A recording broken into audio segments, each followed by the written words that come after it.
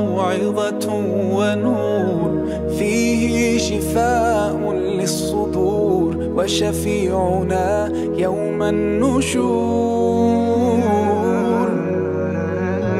آياته تروي المدى وصفاته نبع الهدى، نلقى الجنان بحبه،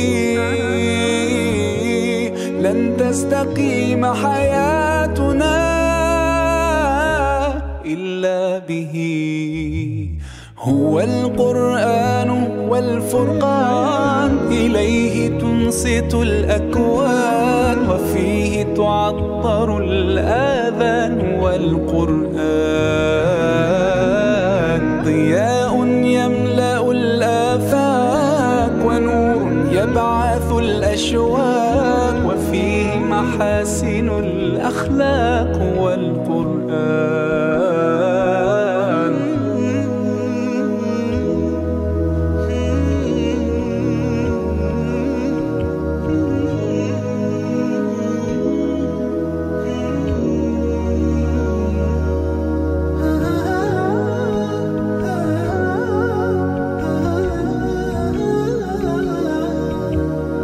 كم يهتدي الحيران فيه، والنفس كم حنت إليه، يعلو ولا يعلى عليه.